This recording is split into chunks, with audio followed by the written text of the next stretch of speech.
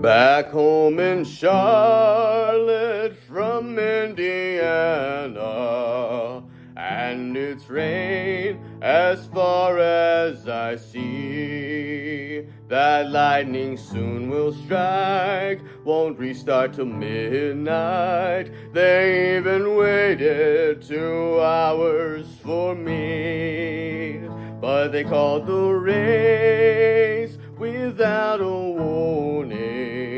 Made all the fans there mad to the bone. I had dreams about the Indy Charlotte double, but the rain ruined my epic return home.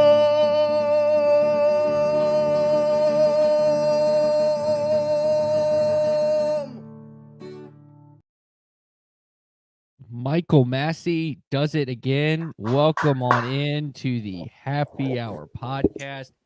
My name is Trey Lyle. We already have the comment section, the front stretch garage blowing up. So love to see it. Love to see it. We'll get to your comments in a second, but welcome on into the Happy Hour podcast live on the Front Stretch YouTube page, youtube.com/front stretch. Make sure you hit that follow button, like this video. If you're listening on the audio side, we love you too. We love everybody that listens to our content. So make sure you hit the subscribe button. Leave that 5-star review. My name's Trey Lyle, your host with the most. And joining me is the singer with the chords, Mr. Michael Massie. Also, social media wizarding guru, Caleb Barnes. And then, you know what? Honestly, Kyle Larson might be the star of the weekend, but the man of the weekend was Mr. Davey Segal. Congratulations, my friend, getting engaged to his longtime girlfriend, Robin, who you picked it right. You picked a Virginia Tech graduate. So you picked smart. Congratulations, Davey, on this past weekend. So that we're going to kick off the show. There's a lot of kind of sad stuff that happened this past weekend. Well, let's get, we need to kick something off with something happy. Well, thank you, fellas. Yeah, it was funny. She was saying, am I going to come up tonight? I said, well, Massie's on, Trey's on, I'm on. Sorry, Caleb. But I think the 3 trumps the 4th. So, yes, I told her she was going to be mentioned. Didn't think it'd be right off the rip, but I'm sure that she'll be thrilled to know that it was. So, appreciate it, fellas. Thank you very much. Hey, I mean, as someone who had actual classes with her, I'm very happy for you. So yeah, I know. Who would have thought?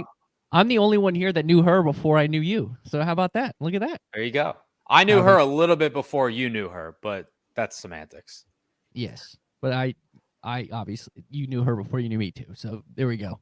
And it's one big connected world. All right, let's get right into this. And as always, sit back, relax, crack open that cold one, unless you're driving, or Caleb, who's under the age of 21.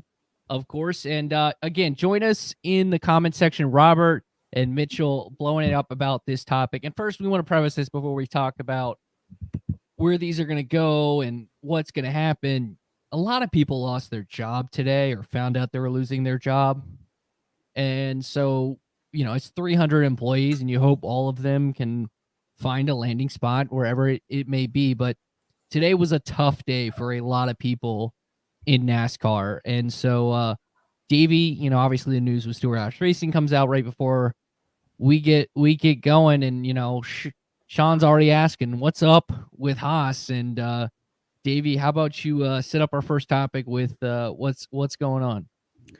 Well, what's going on is that they are leaving. They are going to be done at the end of 2024. Gene Haas and Tony Stewart released a joint statement a little bit earlier today, basically saying that after almost a decade and a half of winning, contending, racing, winning championships, Stewart-Haas Racing has decided jointly to shutter their doors at the end of the year. Now, it's not something that we didn't see coming. We heard reports for the last several weeks from Jordan Bianchi with The Athletic. Bob Pockrass, Fox Sports, was kind of hinting at things. And if you read a lot of things that came out of the sports media core and you were kind of not even plugged in, but just aware of what was going on in the discourse, this is not a shock, but just to still see the official announcement, to me, Massie, it's kind of jaw-dropping because this is a team that 4 years ago was the best.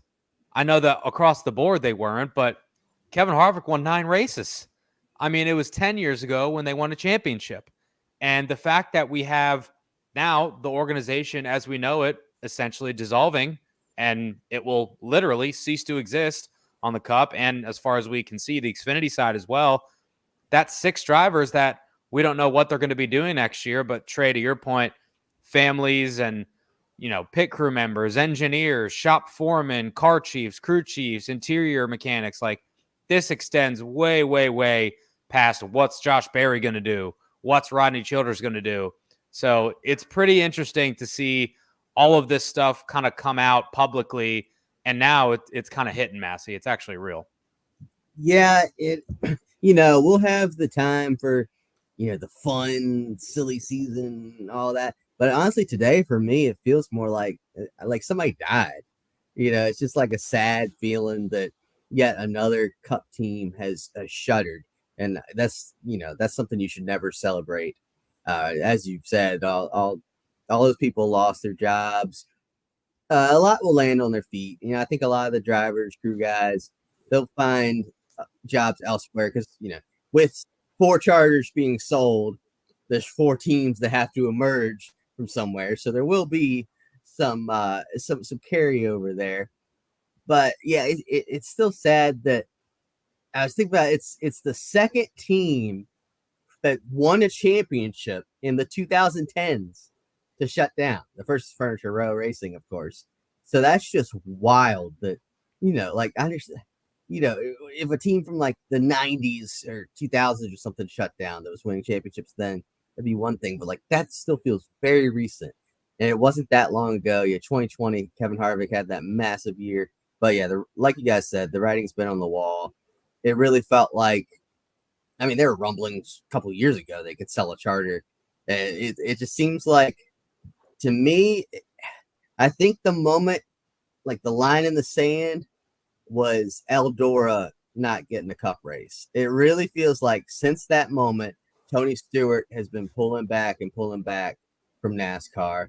And then when Stewart-Haas entered F1, I think that kind of split his focus a little bit. And now he's headed more that way. So yeah, it's just those 2 guys. I think they had their fun. They won their championships, won their races. They won 69 career races.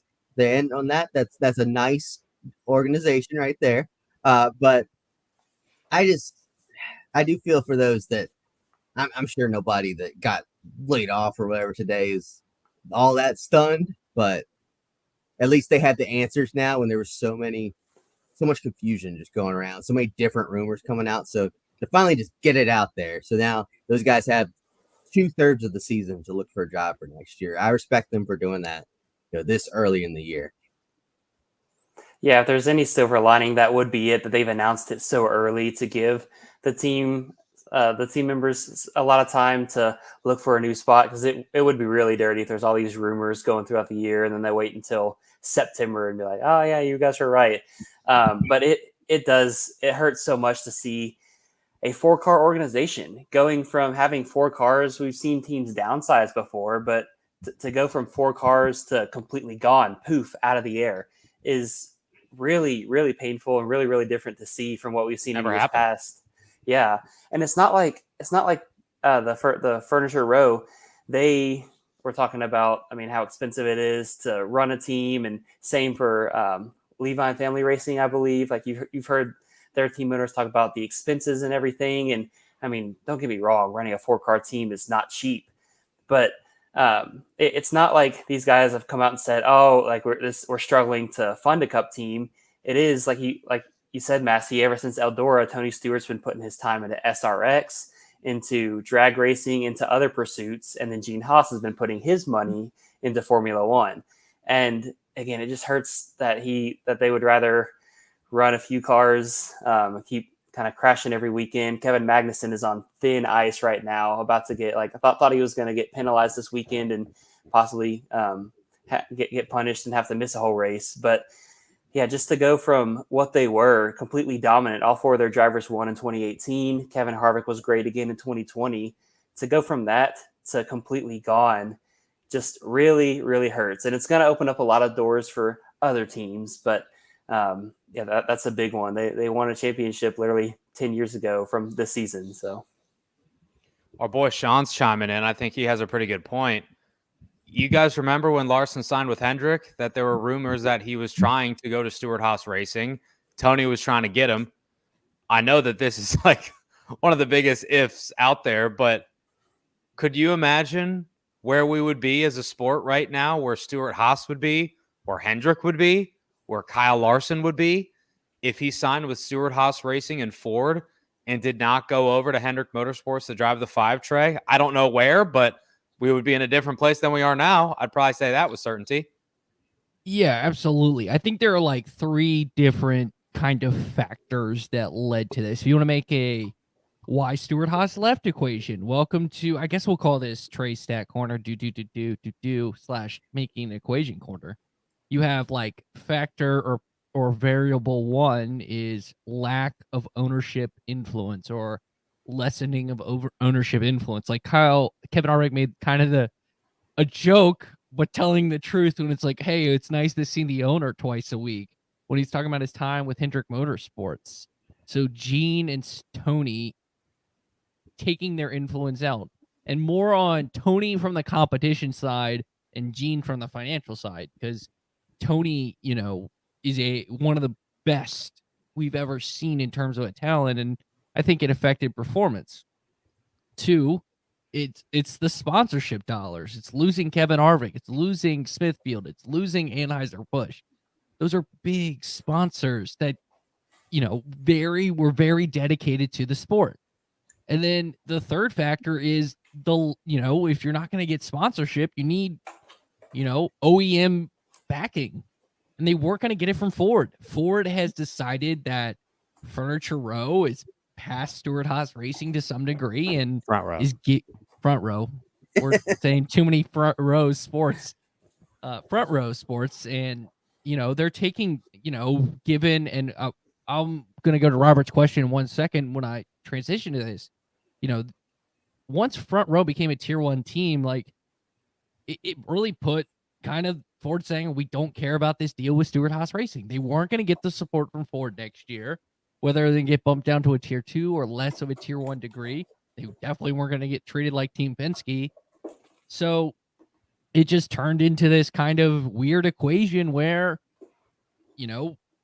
there's no point anymore. If you're Gene or Tony, you're not, they're not as passionate about it. And, when you want to spend that much money to be a successful team, unless you have the sponsorship, you need the passion. Rick Hendrick still has the passion. Roger Penske clearly still has the passion. Justin Marks, Denny Hamlin, Brad Keselowski, all these new owners coming in, they clearly want to show their passion. And that, brings to Robert's question, what team do you think is available for them in terms of, I'm assuming you're asking about the drivers and the charters here, Robert, but we'll answer. The charters are kind of clear-ish. It's at least 3 of them. One's going to go to FRM, which clearly appears to be buying like the asset in terms of the race shop. This is all according to both Bob Pockris reporting and Jordan Bianchi at The Athletic reporting.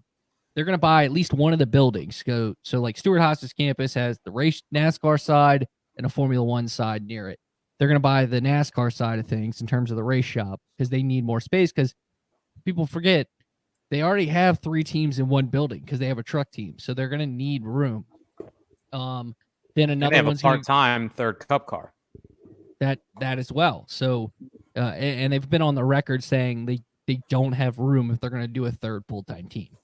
And, you look at this, then it looks like the second one is going to go to Trackhouse, which makes the most sense considering they theoretically want 2, but there's going to be a new rule we're about to talk about where they can't get 2 more. They need 1 more, whether it's for SVG or Zane Smith, depending on who they put in that car. I'm assuming SVG at this point.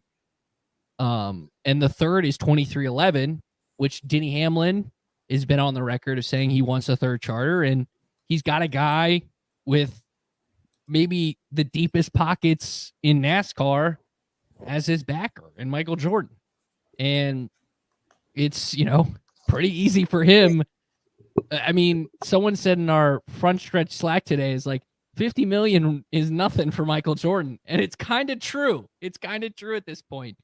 So and then the fourth is definitely something that's up in the air. As for the drivers, there's a lot of connections out there, and I'll summarize kind of what we heard, and then we can move to the next topic. Is it looks like Briscoe may be favored for the 21 card. Ford wants to keep him in the fold, but it's really up in the air for the rest of them, and we can recklessly speculate, but we got, a whole summer's worth to do that. So let's save that. I know a lot of people are asking about that, but going back to the top, like a lot of people lost their jobs today, and it's the sexy topic to talk about where they're going to go and what's going to happen. Like, but ultimately, a lot of people lost their job today.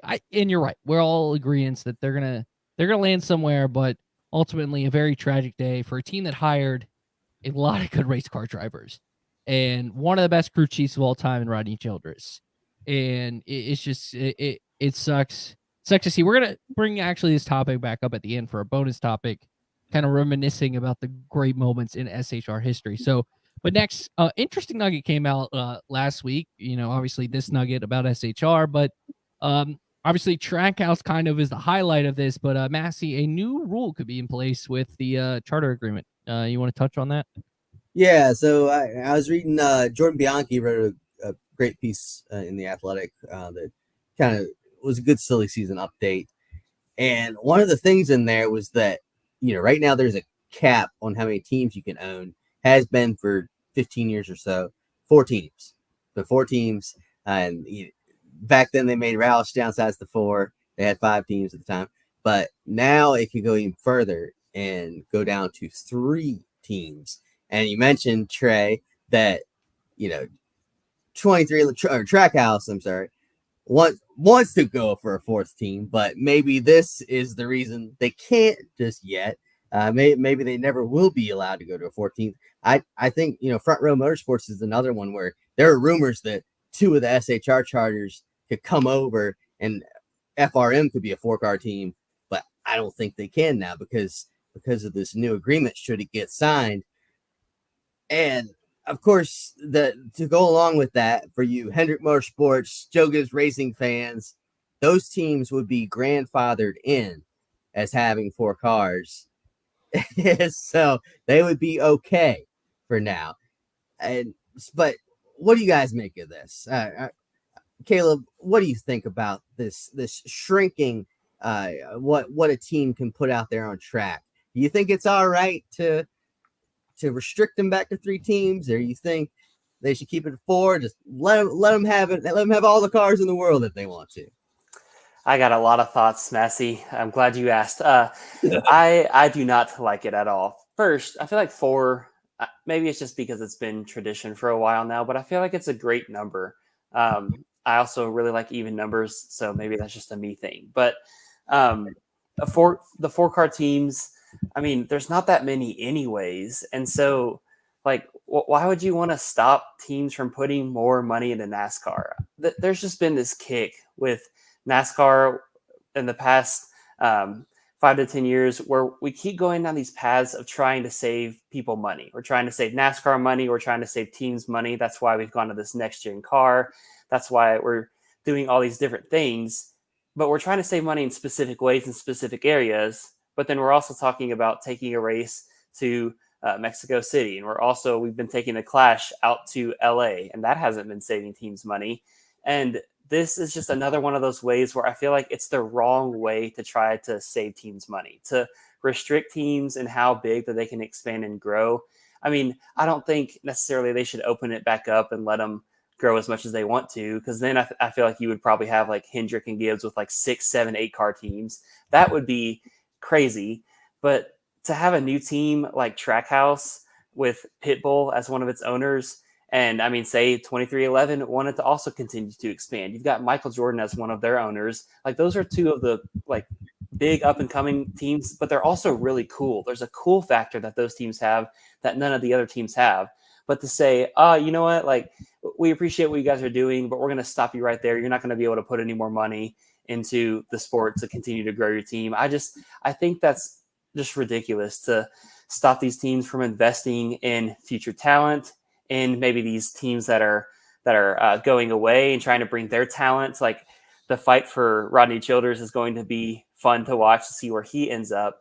But again, I just don't understand why you want to stop teams from spending money and growing to continue to grow your sport. I don't get it.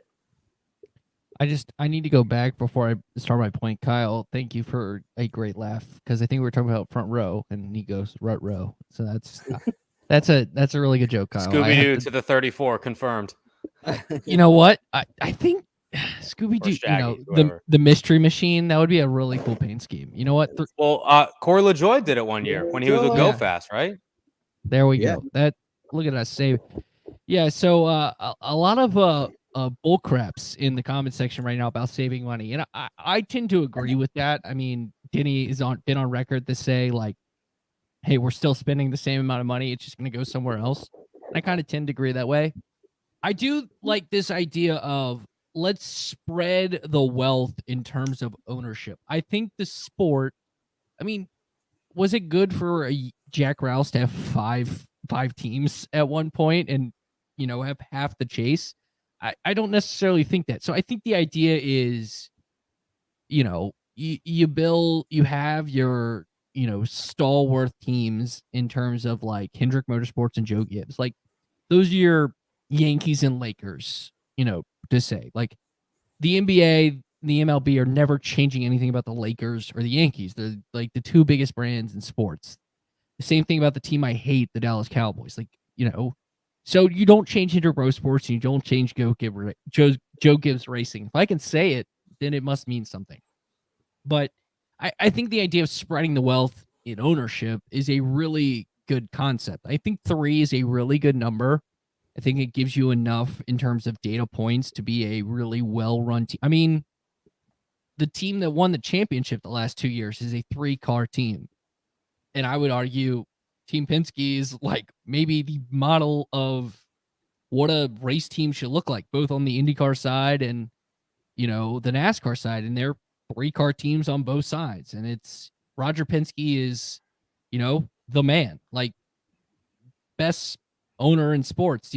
He's in that conversation. So is Rick Hendrick. So is Joe Gibbs. But my point being, like 3 cars, I think is the perfect max number. And I get grandfathering Hendrick and Joe Gibbs because they've gotten to the point with their success. They're the Yankees. They're the Lakers. They're that, that level of a team in terms of brand. And now you cap it at 3.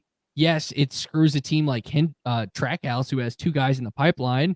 But maybe if you're Justin Marks, it's kind of saving yourself from, stretching yourself too thin too quickly, which we've seen in these teams do. And then all of a sudden, they're back to where SHR is, which I'm not saying SHR is expanded, too quickly.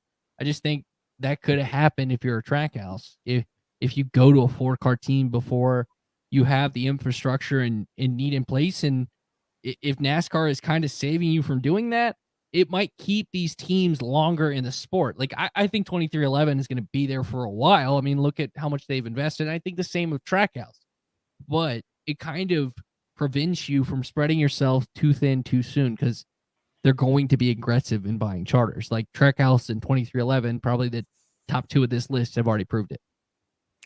I fell somewhere in the middle, not to be like that guy, but I think I really do, because I felt similarly to you, Trey, and Caleb kind of convinced me otherwise.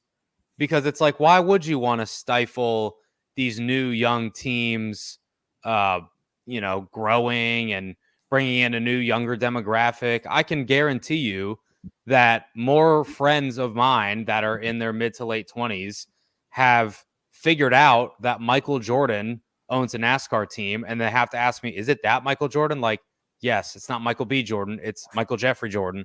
And then when I tell them that Pitbull also owns a team, they're like, really? I'm like, yeah, he owns the sole Mexican driver, drives for him. They're like, wow, that's interesting. So it is garnering attention, which is a good thing. Now, I don't think that NASCAR wants attention solely. They'll take it, but I don't think that that's like the main goal for them in terms of luring in new potential owners, whether it be Michael Jordan or Pitbull or Justin Marks or Denny or anybody like that. But I do think, to your point, Trey, 3 for Dale, it seems to be like a magic number. And I'm not just saying that because Penske won the last couple years.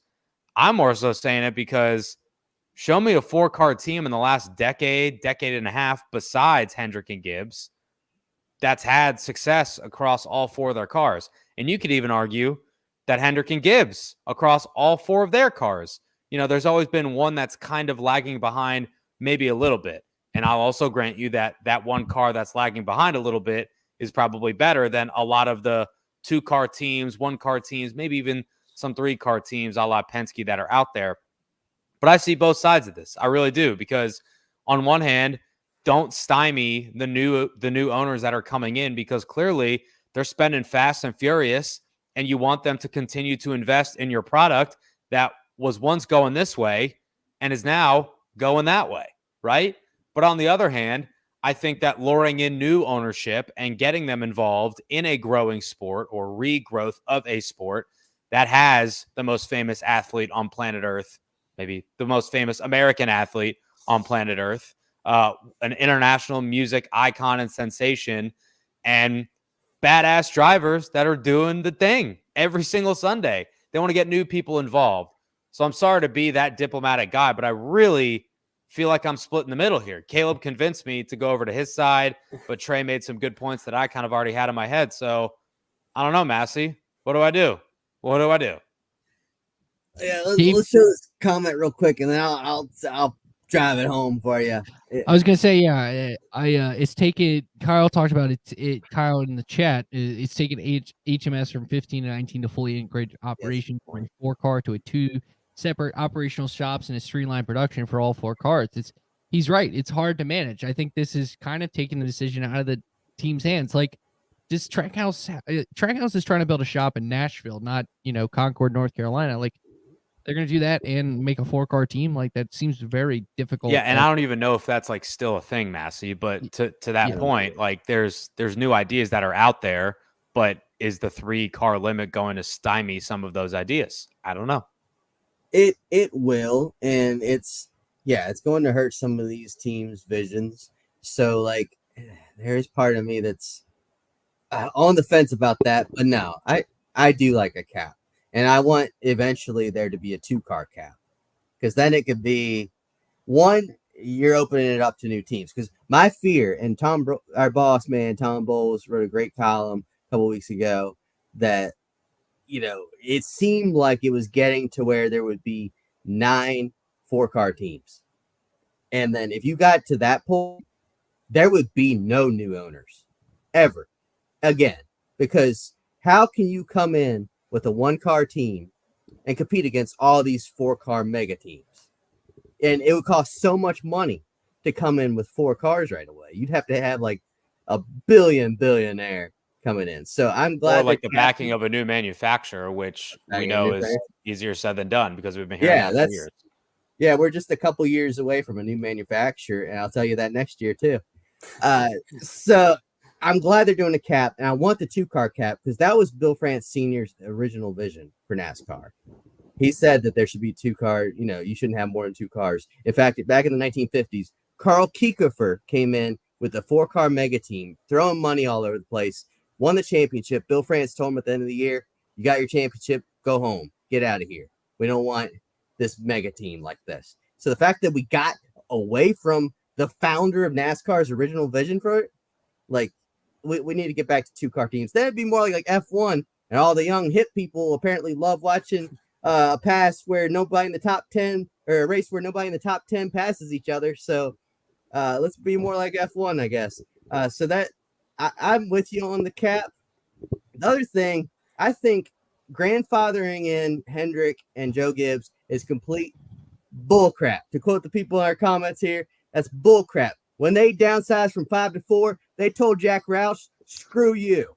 We don't care you got 5 cars. Ain't no grandfathering in. I get that was the Brian France era. And that man, I won't say anything else about that. But it's different. It's different people in power than it was then. But still, you want to squash some of the talks about Hendrick and Gibbs favoritism. You want more parity. There's not going to be parity if 2 teams are allowed 4-car operations and the rest aren't. So I get rid of that whole grandfathering thing. But it's not going to happen because they're going to do what Gibbs and Hendrick, or, they're not going to do anything to make them too mad. And you wouldn't get them to sign the charter agreement otherwise, probably. And speaking of the Hendrick thing, that probably leads us to our next point, right? Yeah, absolutely. But first, Sean, I know this is a typo, but if you want to rap, please send it in. I will play it at the start of the show to replace Massie's song. So just make sure that you call it Hendrick, not Hendrix. This is not Jimi Hendrix. No guitars yeah, here. there's no S in the name. I will say this. Too many people are agreeing with Massie in this show. I just want to point that out. Too many people. Okay, can I throw in devil's advocate though? I agree about the Hendrick part, Massie. I don't know if I agree with the rest of it. So what with the whole charter thing, it's still kind of in limbo. But what if we get to a point right now? There's a lot of 2-car teams that make sense to upgrade to a 3rd charter if Haas is indeed having to get rid of all 4 of it. There's Roush, Front Row, Trackhouse, and 2311 that could all go from 2 to 3. But what if RFK doesn't want to, or thinks that they don't have the funds, or one of these other teams? Then is Haas stuck with a charter that they can't sell? Do they just have to give it away for free? Like, what do you think happens with that? It will be picked up by someone. Like that, if there's a charter that's out there, and from all reporting that everybody reputable has said, what Gene Haas and Tony Stewart are doing, which is kind of essentially just a fire sale, is devaluing the charters rather significantly. It's still worth a lot of money. Don't get me wrong, but devaluing by $5 to $10 million in some cases, somebody will jump on that.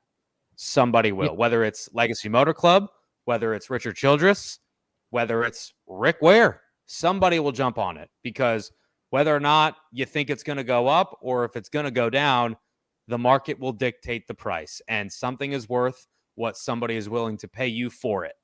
That is why we live in the greatest country in the world, as they say, right? So yesterday, a charter could have been 40 mil. Today, it could be 30. But at the same time, if it goes up to 50 tomorrow, somebody still would buy it if it's on the market because they're valuable. Once again, shout out to BJ McLeod selling it last year. The Kirk Cousins of NASCAR is BJ McLeod. Terry with this comment, sure, it's a lot of podcasts popping up nowadays, especially over NASCAR, but nothing like this featuring a man who has had Kyle Busch in his lap 2 weeks ago at the All-Star race. I mean, just saying. So thank you so much. This is actually our most watched show so far, live show. Comments have been awesome. I need to shout out to our, we're calling it the Front Stretch Garage. So, but we got to get the likes up. So hit the like button as we're doing this. Share it with a friend. If they can't listen right now, have them listen later, or listen to our podcast feed, the Front Stretch podcast feed.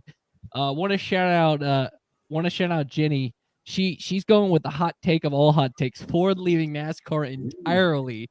Woo! I mean, that's a very, very hot take.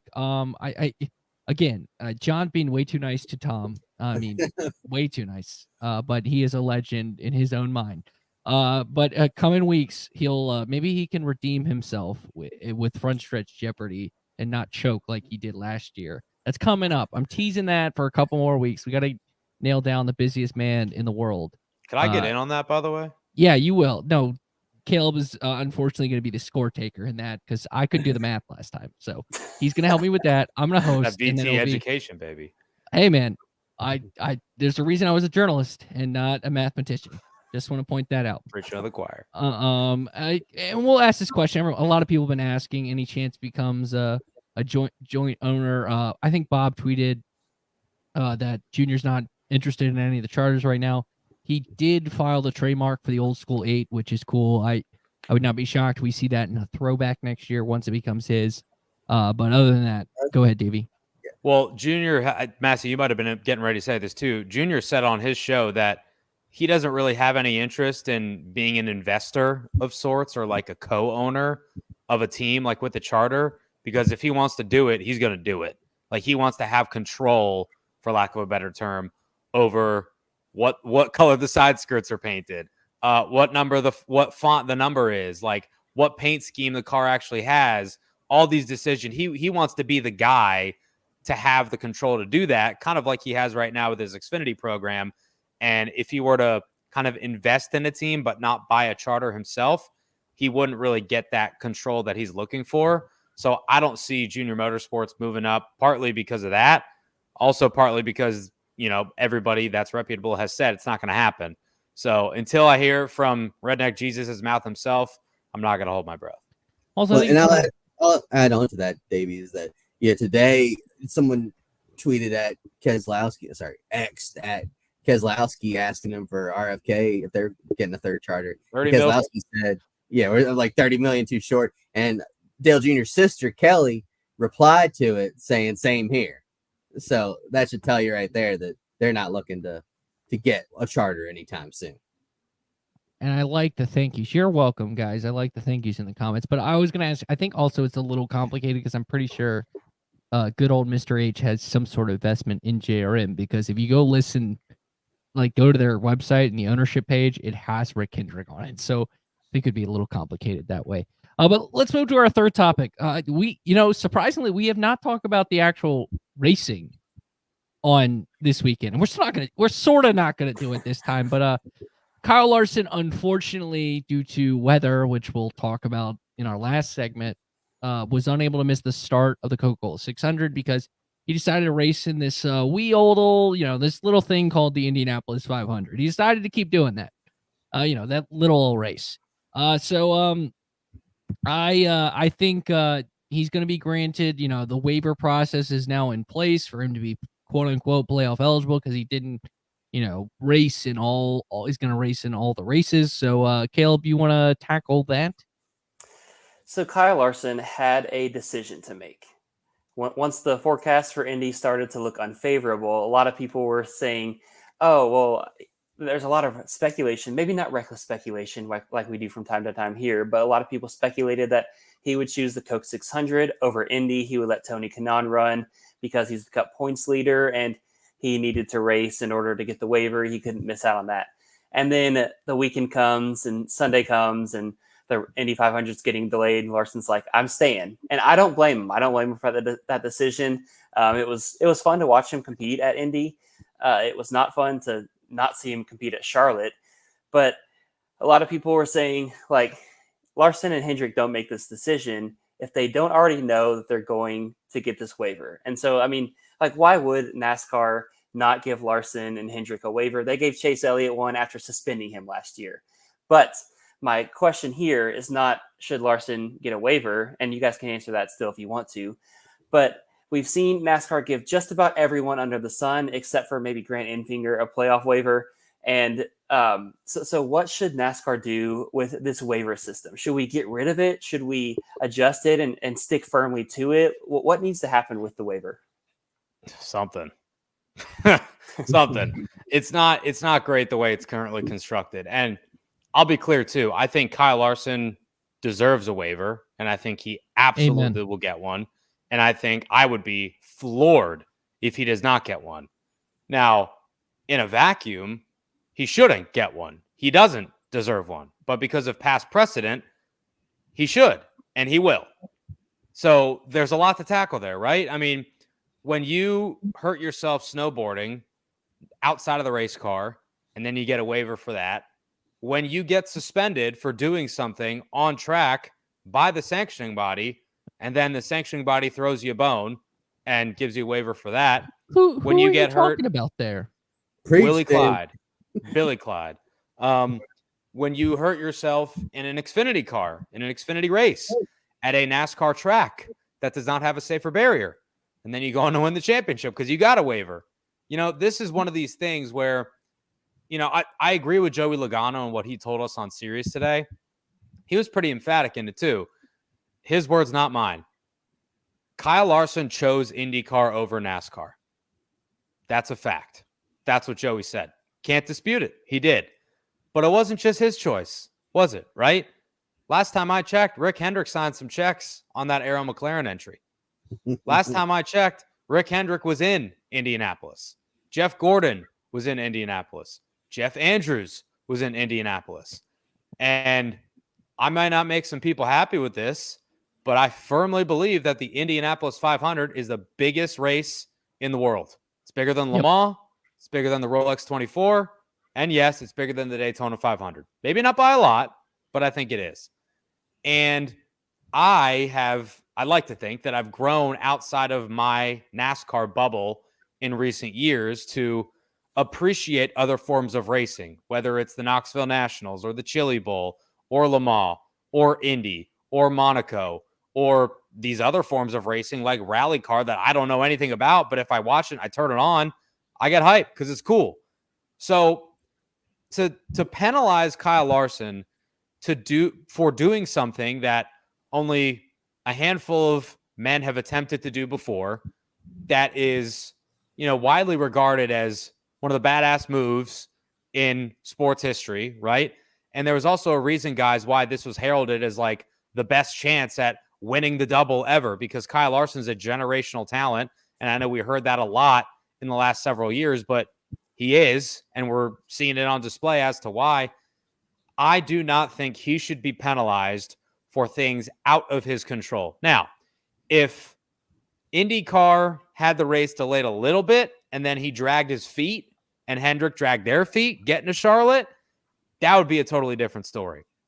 But I know for a fact, because we've heard it from Hendrick management, that they had been and have been in contact with NASCAR, Charlotte, IndyCar, McLaren, every step of the way, telling them about what their plan is, what their backup plan is, what their backup plan to the backup plan is, what their aviation strategy is, the helicopter tail numbers, the whole nine, right? We hear about Penske perfect. Hendrick's not too far behind. So I do not think that Larson, Hendrick should be penalized for something that was out of their control, which is the rain, Mother Nature. It's a very, very unique circumstance and unique scenario. And I think that NASCAR is probably going to try to tweak the rule book, as they should and as they can next year, so that they're not in a situation like this again, because I do think Larson should and will attempt this again. But I don't think that he should be penalized for something that was, for the most part, just out of his control. Yeah. So in a vacuum, I still think he should get the waiver. Like, ignore precedent. Because I would argue, if I am a lawyer for Hendrick Motorsports and making a crap ton of money, which I'm not now, but I wish, I would argue that the person who did the most beneficial thing for NASCAR this past weekend was Kyle Larson. Like the last 2 weeks, it's been about two things in motorsports, really. Kyle Larson and the fact that Ricky Stenhouse Jr. threw a haymaker at Kyle Busch. That's it. He did more for the sport in running that Indianapolis 500 than anything he could have done in the 600. So he would have started 10th, and if he won the race, it's like, all right, Kyle Larson won another Coke 600. He's really good. But it always been that big what if. Granted, it looks like he's going to come back. Like he's going to come back and do the double next year. Appears to be a 2-year deal with McLaren. He also attempted every possible way. He practiced and qualified the car. And Massie can attest to this because he was there. As soon as the race is over, he does the TV interview and everyone at Hendrick Motorsports is like, peace, we gotta go. And I mean, he was fully dressed up when the lightning delay hit and was helmet on, ready to jump into the car. And he did everything possible to make that race. It was just Mother Nature got in the way. He deserves a waiver, way more than his teammate last year. And it's not for the injuries I get. I think it should be health in these quote unquote special circumstances. If you get suspended, tough nuts. You shouldn't get a waiver. There's a rule in baseball. If you're suspended a certain amount of games, you're not eligible for the playoffs.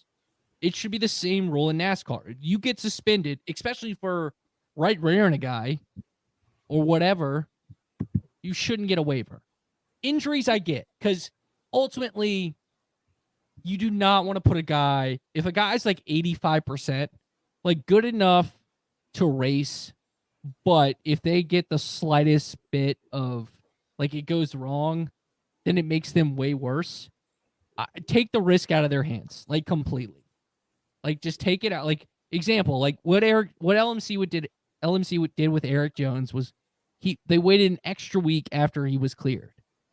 You could argue, like, if he was cleared, they would have put him in as soon as possible because of the, non-waiver system. So I just think injuries, you give a waiver because you want them to be as healthy as possible to get into a very dangerous race car. And if there are special circumstances, including in which a circumstance which benefits your sport to the nth degree, because there are a lot of people who watch the Indianapolis 500 and the Coke 600 just to watch one guy, Kyle Larson. And ultimately, it was taken away from us. I think a big reason why people are upset about, what we'll talk about at the end. But yeah, you grant him a waiver. Granted, this is all fodder. Like, this is just fun to talk about because, they're giving him a waiver. Like, ladies and gentlemen, Rick Hendrick is not a dumbass. Like, let's be real here.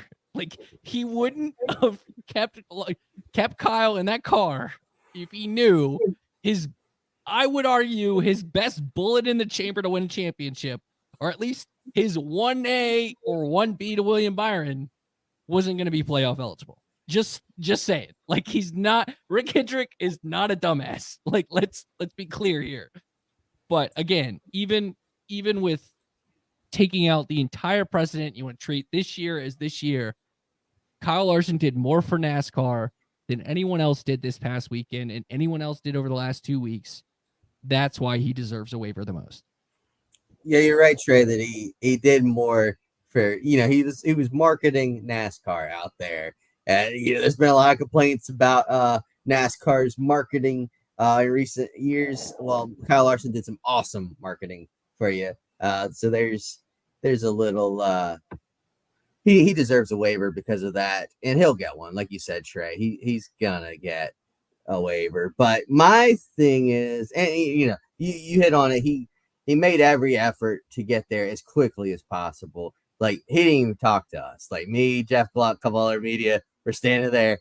He zipped on by, got in that SUV, was gone in a flash.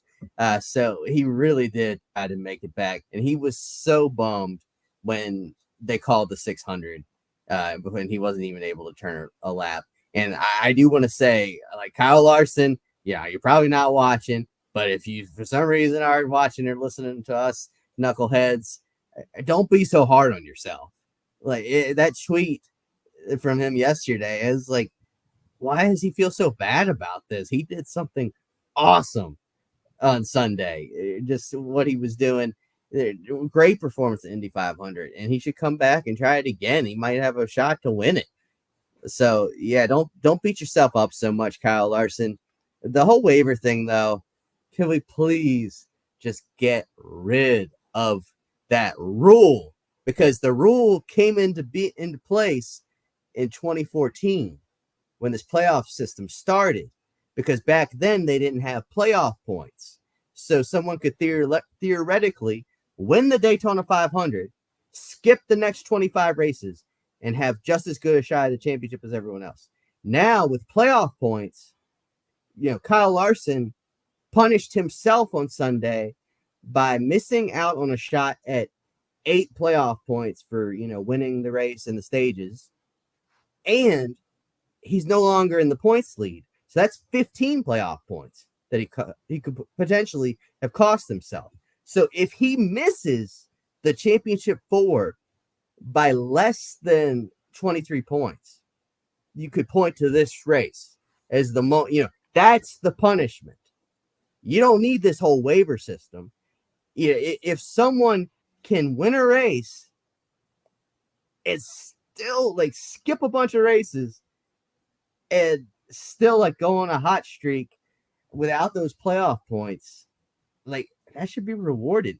Or the Grant Enfinger thing, missing a race and still getting top 10 in points. It's not his fault everyone else sucked. Like, he did the best he could. So let's just get rid of the waivers. Okay. People are going to want the playoff points for getting top 10 in points at the end of the regular season. They're going to want the points for winning stages when it's too valuable. So that's why just it's a self-policing thing. So waivers, go the way of Stewart-Haas in NASCAR and go bye. Oh, Plus, the charters have, they're required to run all 36 races, so they're already forced to. And why wouldn't the teams want to have their best driver in the car? All right, let's move to our final topic. So some controversy in terms of the end of the race. A lot of fans upset that NASCAR, kind of were very confusing in terms of how they called the race. And I feel like that's kind of an overdone discussion at this point based off of the people that were at the track and the humidity, or should I say, the humanity, as Kyle pointed out here. I think probably NASCAR wasn't going to get it in, or if they were, some of us here would have to be up to 2:00 in the morning, Memorial Day, which I don't know if I wanted to do. But I'm going to steal this idea from our good pal Toby Christie, the great guy, TobyChristie.com, not hard to remember. He proposed the idea of every crown jewel race, no matter what, going to its scheduled distance. Do you think that should happen, or do you think it's the rule book? Doesn't matter the race, keep it the rule book. Davey, you can go first because you already. Bro, we got so many rules right now. As is, we don't need to be ginning it up with another one for races that, by the way, are not designated as crown jewels by anybody. I agree that the 600, Southern 500, Brickyard 400, and Daytona 500 are the crown jewels. But when the Brickyard was gone, what was the last crown jewel?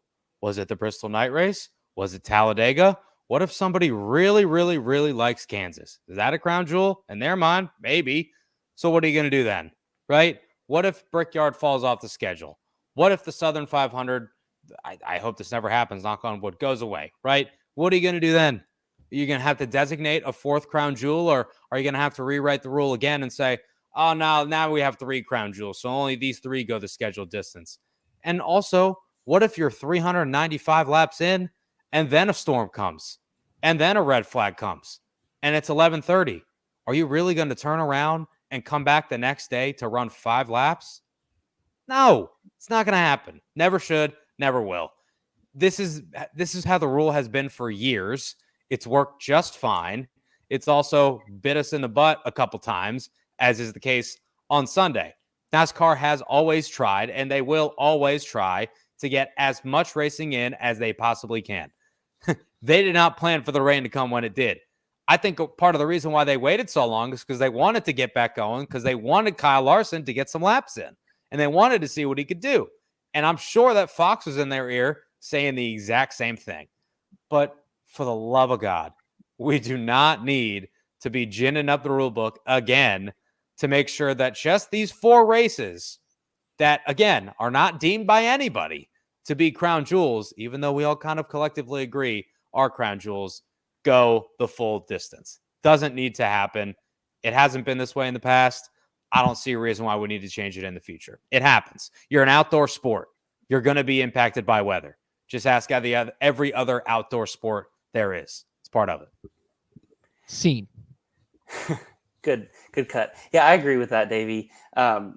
Again, the Coke 600 is so long, but the huge disappointment with this race is because it had stopped raining and they had been working on the track for like an hour and a half, 2 hours at that point. And then they're like, you know what? Like, it's too difficult. And not only that, we had so many storylines with Kyle Larson coming back, but then we also had the whole Denny Hamlin, Chris Buescher thing on pit road. We had William Byron had just made his big move through the turf. And actually, I don't know if anybody caught it, but it looked like Tyler Reddick made the same move a few laps before when he was battling with Ty Gibbs. And there was so much left of that race to be had. And this race has been so good in years past. And the next day is Memorial Day, a big holiday that many people have off of work. And we've seen NASCAR in special circumstances run the Daytona races, whether it's the 500, the year that Juan Pablo hit the jet dryer and there was rain and everything. They had the Coke Zero Sugar 400 that one year that ran into like 1, 2, 3 in the morning, something like that, whenever Austin Dillon flipped over. There was the Southern 500 a few years ago, which, again, that was special circumstances as well because there was a hurricane coming the next day. But I remember watching that thing till like 2 or 3 in the morning or something like that while my roommates were asleep, just because that they had to run that night.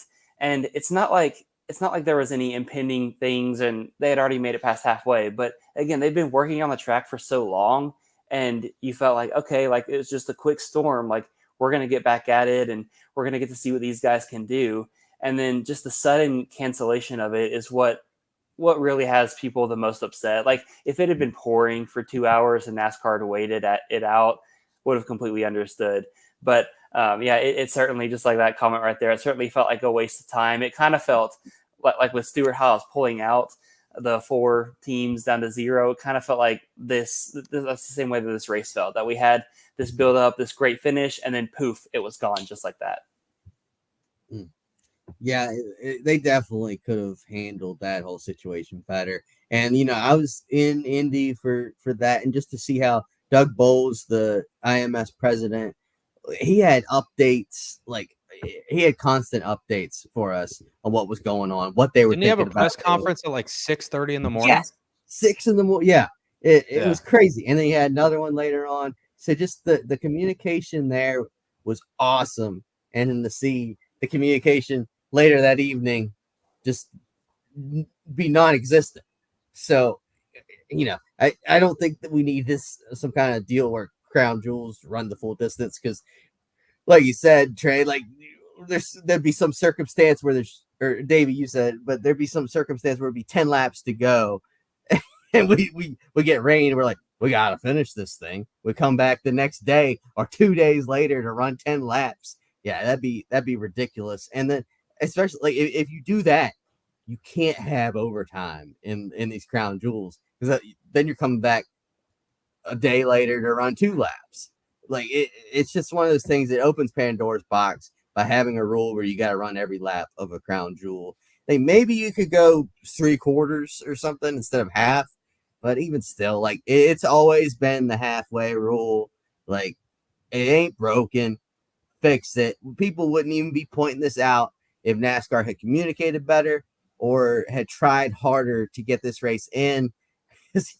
Someone pointed out, I don't know who tweeted it, but that they basically repaved Daytona to keep Dave Blaney from winning the Daytona 500 in 2012, but then they didn't race on a dry track. So yeah, it was just it's crazy that they called it the way they did, but I don't know. I guess the track wasn't drying the way they thought it would. And I think they were. Yeah, I wasn't there, but everybody says that the track was wet. Like even the crew chiefs, when they were coming out, because they thought that it was going to resume, they were like, "This is going to be a while. It's not dry." So because of the humidity, right? And just reminder, folks: NASCAR not clear communication. IndyCar willing to stare at this ugly mug at 6 a.m. to give clear information to its fans. All right, let's go ahead, Massie. You can respond to that. Oh, I that's all I got. Just look at his face and say it look pretty. Imagine at 6 a.m. Come on. Did you trim the mullet for Indy? I trimmed it. No, that's his soccer mom haircut. Come on, Davey. I might go full mullet soon. No, it's just he's got. I actually can't get soccer mom out of my head now. Yeah. Yep, it's definitely Michelle Massie. See it in person. I saw it in person. It's a soccer mom haircut. Oh, I felt it in person. Yeah, exactly. All right.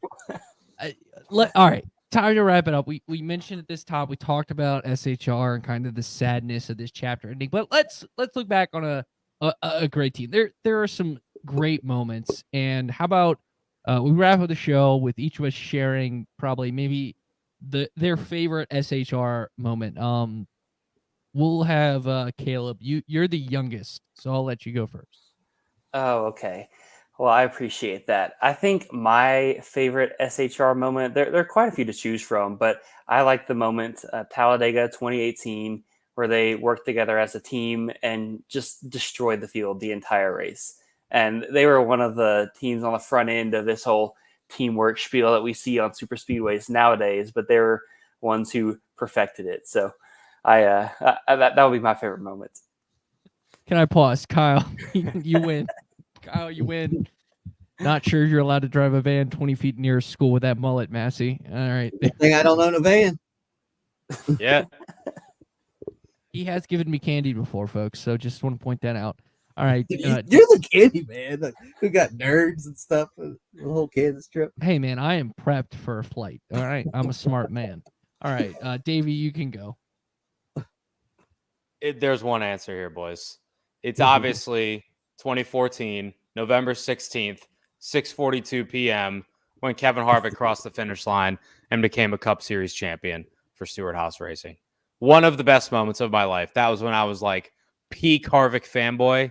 I had won a sweepstakes through one of his sponsors to go to that race. Got to bring my dad, like all expenses paid, pit road cabana. Met Josh Berry the day before, who ironically was running a one-off for Junior Motorsports, coming full circle now in the 4-car.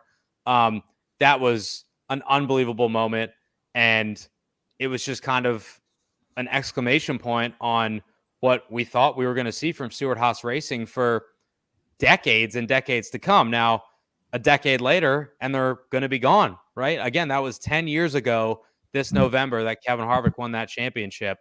And he went on to win multiple races in multiple different seasons. That 2020 year where he didn't even make the championship four still kind of sticks in a lot of people's craw because he was so dominant and tried that last-ditch effort to get by Kyle Busch at Martinsville, all for naught. But for me, man, it is for sure 2014 Homestead Miami Speedway, KH getting that dub. That's a good one. I feel like Kevin Harvick was Stewart-Haas Racing in a lot of ways. Like, it really got going when he joined, and it kind of died when he retired. My moment, though, has nothing to do with Harvick. It's going to go with another future Hall of Famer, though, that recently retired. Kurt Busch winning the Daytona 500. He had been so close so many times, had pushed so many people to Daytona 500 wins. So to finally see him win it, and I'll never forget his crew chief, old man, Tony Gibson, up there having a seizure. That was one of the greatest moments, greatest reactions in NASCAR history. And it was a really good Daytona race. So that's the one for me, is Kurt finally getting the Daytona 500. There you go, Kyle Martin. You're back on my good side. Oh, I'm sorry to hear about your dad. But that was a cool moment there with Kurt, for sure. So I'll just take the other obvious one, and it's the 2011 Homestead where Tony Stewart won and, won the championship and said, I'd wreck your grandmother to win a championship. I'd wreck it proved that Tony could do it. Like, no one doubted the talent of Tony Stewart, but it proved oh, this is for real. Like, Stewart-Haas Racing is, I know that was the Hendrick Alliance, but still, this was oh, this is for real. Like, this is them making, the fact they won that championship so quickly in its iteration, and Tony did it the way he did. I mean, I think they don't have as much success as they have if Tony doesn't win that championship as early, because I think it, got Ford involved. It led to so many steps. I mean, let's not forget about Stewart-Haas is a success story for how much they did. These ends happen. It's tragic to see. This is not the first major team shutting down. I mean, Petty Enterprises is essentially shut down. And they're the second winningest team in the history of the sport. This is not, this is just kind of, how this sport operates sometimes. But it's it's still. And Kyle, we'll highlight your last comment. Family's why we race. I like that.